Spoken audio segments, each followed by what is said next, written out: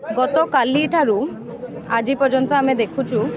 आम निर्वाचन मंडली ब्रह्मगिरी जे पूर्वतन विधायक तथा विजु जनता दल सो कॉल्ड आगधाड़ी नेता अच्छा सी भुवनेश्वर ठारू आरंभ करके ब्रह्मगिरी पर्यंत यथेष्ट परिमाण रे से विक्षोभ प्रदर्शन करी यथेष्ट प्रहसन करी आसुचंती। इश्यू एट हैंड होची कुसुबेंटी एवं हरिदास कुसुबेंटी ग्राम पंचायत अंतर्गत हरिदास ग्राम रे जो सिचुएशन काली अराइज करिथिला गत काली अराइज करिथिला सीठी बीएनएस 163 लागू हैला परे मध्य सेठी किछि मुष्टिमय लोक जो माने प्रभावित होइचंती ए महाशय पूर्वतन विधायक को द्वारा से माने गोटे एमती सिचुएशन तैयारी करिचंती जोठी निरीह माँ माने गरीब निरीह लोक माने आईन को निज हाथ को नहींचंती। एठी 1976 रे गोटे फ्री फ्लोइंग नाଳ ऑलरेडी थिला जहाँ जाड़ी नदी नाଳ नारे परिचित थिला। 92 मसीह रे तार पुनरुद्धार पाई गोटे सब केनाल खोलिकी तार पुनरुद्धार कार्य करिवा पाई पदक्षेप निया गला एवं प्रस्ताव दिया जाइथिला। 92 मसीह रु एबे आसीबा 2018 मसीह को जेतेबेले से पूर्वतन विधायक तांकर शेष समय जेतेबेले विधायक बनी थिले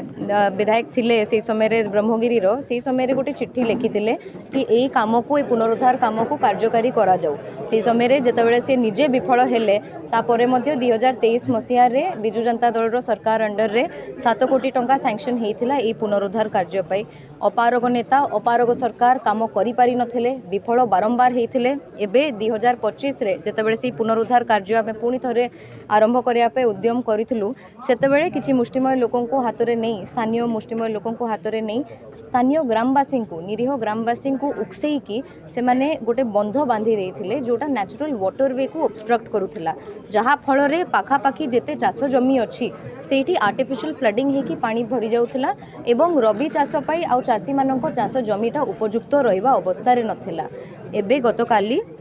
पुलिस एवं प्रशासन जहाँ पदक्षेप ग्रहण करिसंती विभिन्न पर्यायर मीटिंग आलोचना से ग्रामवासी सह कला परे सेटा केवल पूर्ण स्थिति को रिस्टोर करुचंती। पुनरुद्धार कार्य मतलब पूरापूरी भाव में आरंभ करिनाहांती केवल से पुराना स्थिति को एइथिपा रिस्टोर करुचंती कारण से बंधटा हटेबाटा निहाती आवश्यक से ऑब्स्ट्रक्शन हटेबा निहाती आवश्यक कारण आपण गोटे नेचुरल वाटरवे को एमती ऑब्स्ट्रक्ट करि परिबे नाही। चाषी मानक चाष जमी नष्ट हो जाउची गोटे गाँ रे किसी पॉलिटिकल इंटरेस्ट रखिकी पाखापाखी अंचल पाखापाखी गाँ गुड़िकर एवं समग्र पंचायत हजार हजार चाषी मानकर स्वार्थ को बड़ी पकई दबाटा केते दूर ठीक केते दूर युक्तियुक्त आपण माने निजे बुझंतु। विरोध रो सिंपल रीजन होची आज्ञा जेमती तांकर गोटे मोटो अच्छी ना करीबी ना करई देबी से माने सेही समय करई पारिले नाही निज विफलता को घंट घोड़ेबा पाई एवं मोहन माझी को सरकार अंडर रे केमती उन्नतिमूलक कार्य गुड़िकर बाधक साजिबे सेटा होची तांकर सिंपल उद्देश्य।